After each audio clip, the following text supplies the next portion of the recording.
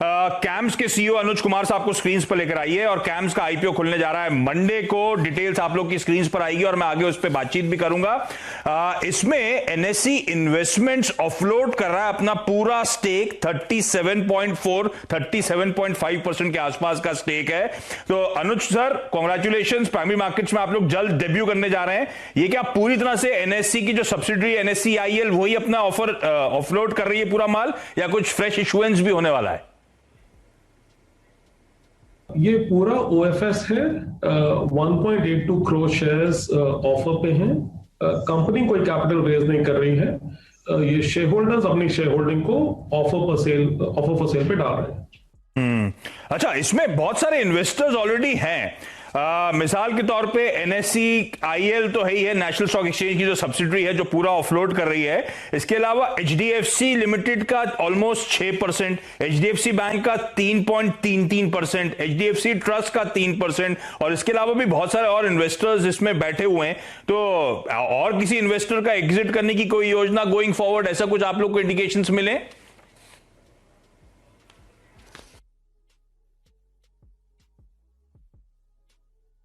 आप इसे ऐसा देखिए कि कंपनी 30 साल पुरानी कंपनी है। 1988 में शुरू हुई थी और 1995 से म्यूचुअल फंड आरटीए बिजनेस कर रही है और काफी टाइम से मार्केट लीडरशिप पोजीशन में है। पहली institutional share holding HDFC group की थी आज से 20 साल पहले, सन 2000 में, और उसके बाद एनएसई ने एनएसई इन्वेस्टमेंट्स के थ्रू इन्वेस्टमेंट किया 2013-14 में। और प्राइवेट इक्विटी प्लेयर्स आ चुके हैं। पहले एडवेंट कैपिटल आए थे काफी पहले, और फिर वॉबर्ट पिंकस रिसेंटली 2018 में आए। तो जैसे हर कंपनी की एक एस्पिरेशन होती है, खासकर आप जब बिजनेस में 20, 25, 30 साल रहते हैं और फाउंडर धीरे धीरे जो ओरिजिनल फाउंडर्स थे वो एग्जिट करते हैं और इंस्टीट्यूशनल शेयर होल्डर्स आते हैं, प्राइवेट इक्विटी कंपनीज आती हैं, तो उसके बाद एक लॉजिकल एक्सटेंशन होता है कि आप पब्लिक मार्केट्स में जाना चाहते हैं, पब्लिक मार्केट से एंगेज करना चाहते हैं और अपने आप को एज अ लिस्टेड एंटिटी देखना आपकी एस्पिरेशन होती है। तो इस पूरी एक्सरसाइज को उस तरह से समझिए। जहां तक ऑफर का सवाल है, ये लार्जली एनएसई इन्वेस्टमेंट्स का ऑफर है। आपको ये भी पता होगा कि जब हमने फाइल किया था इसे तो 25% ऑफर फॉर सेल था, उसको एक्सपैंड करके 37.5 किया है। बीच में एक छोटी सी डेवलपमेंट ये भी थी कि एनएसई के पास स्पेसिफिक गाइडेंस थी कि उनको अपनी शेयर होल्डिंग वाइंड डाउन करनी है कैम्प्स में। तो पब्लिक इशू ज्यादातर उस शेयर होल्डिंग के बारे में है। इस इशू के बाद एक सेट है, काफी बड़ा एक तादाद है बाकी इन्वेस्टर्स की, जो हमारी आशा है कि वो कंपनी में आएंगे और ज्यादा डिवर्सिफाइड शेयर होल्डिंग होगी। एंकर बुक खुलती हुई नजर आएगी इस आईपीओ से पहले सर, तो देखते हैं किस तरह के इन्वेस्टर्स चेक इन करते हैं। अच्छा, कैम्स अब आप लोग एसोसिएट कर पा रहे होंगे, है ना, जो लार्जेस्ट रजिस्ट्रार और ट्रांसफर एजेंट है म्यूचुअल फंड्स का, चेन्नई हेडक्वार्टर्ड ये कंपनी है, CAMS computer age management services. तो अच्छा अनुज सर, मुझे एक काम करिए, क्विकली जरा धंधा समझाइएगा अपने कारोबार के बारे में, किस तरह की रेवेन्यू स्ट्रीम्स हैं, major source of revenues CAMS के कहां से आते हैं? कैम्स का जो म्यूचुअल फंड आरटीआई बिजनेस है, ये हमारा सबसे बड़ा बिजनेस है। हमारे रेवेन्यूज का 87% इस एक एक्टिविटी के थ्रू आता है। इस काम में हमारा मार्केट शेयर, टोटल जो म्यूचुअल फंड एसेट्स की मार्केट है, जो बाजार है, वो करीब आप ऐसा समझिए 27-28 लाख करोड़ के एसेट्स हैं। उसमें से हमारा करीब 70% का मार्केट शेयर है। ये रिसर्च भी आपने देखी होगी और ये डेटा पढ़ रहे होंगे। तो वो करीब 19 लाख करोड़ से ऊपर का एक अमाउंट है, जो कि बड़ी एएमसीज के लिए हम, बड़ी छोटी मीडियम एएमसीज को हम सपोर्ट करते हैं।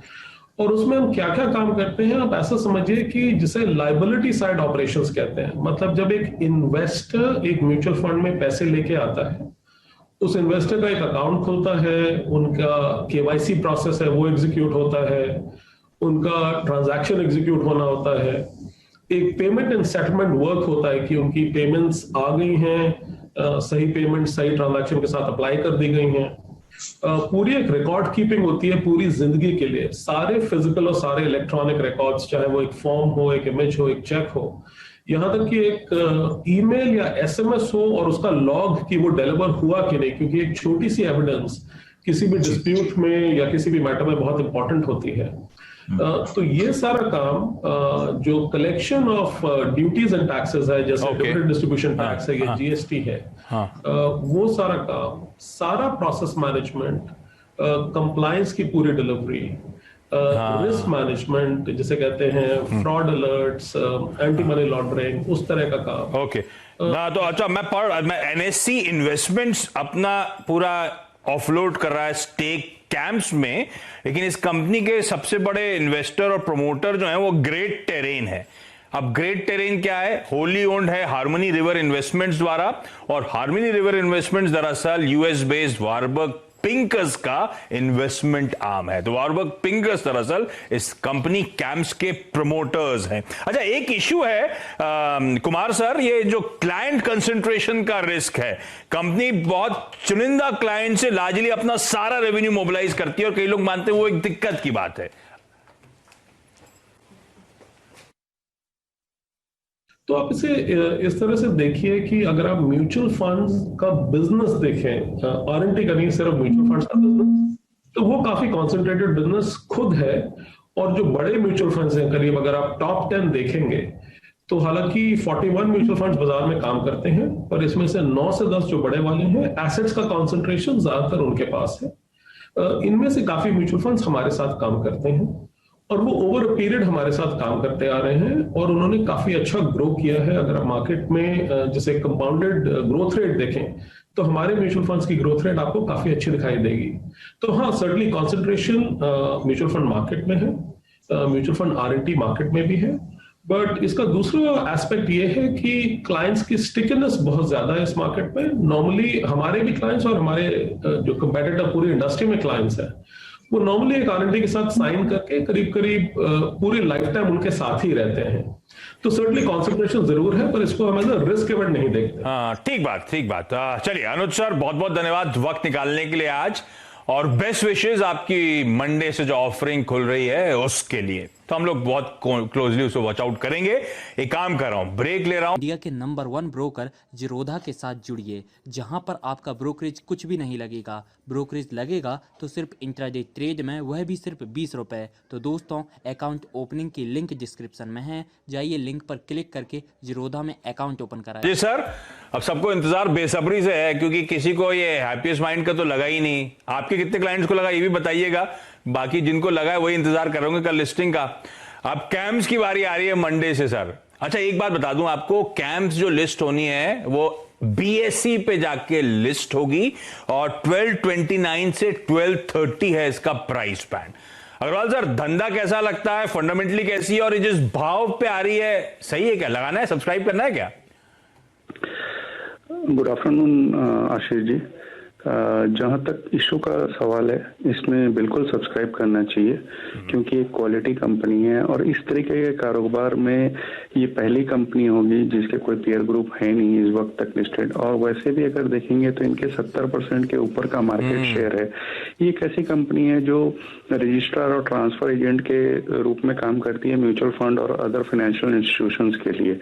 अब म्यूचुअल फंड में भी अगर आप देखें तो इनकी एक फिक्स फीस होती है जो कि वो लोग एयूएम पे लेते हैं, और वो एयूएम भी अगर इक्विटी एयूएम हो तो उन्हें फीस थोड़ी हायर मिलती है। और अब चूंकि हमने देखा है कि लोगों का रुझान इक्विटी की तरफ बढ़ता जा रहा है, तो ये मान के चलते हैं इनकी रेवेन्यू में बढ़त आएगी।